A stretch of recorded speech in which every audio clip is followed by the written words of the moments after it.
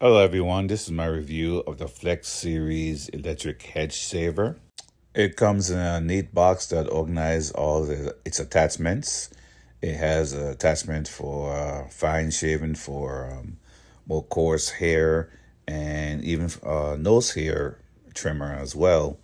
It's battery operated and it's pretty easy to take the attachments and put them on and take them out. The attachments just snap in and turn it on, and you're ready to go. And it has a comfortable design, so it fits in your hand pretty good when you're shaving. I'll show you what it looks like shaving with this. Let me demonstrate here shaving my hair with the clippers.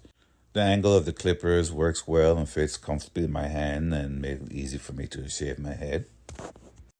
Also works well cutting on the chin. Now I change out the attachment for an even finer and closer shave, and it works well, cuts and make it all nice and smooth. Cleaning it is real easy. You just flip those razors up and you get access to there, and you can clean the hair out. You can use water, and it comes with a small brush that you can use to brush out if you need to as well. And you can get the charging station to keep it fully charged, ready to go. It doesn't come with an AC plug. It uses a USB type plug, so be mindful of that. I hope this review helped.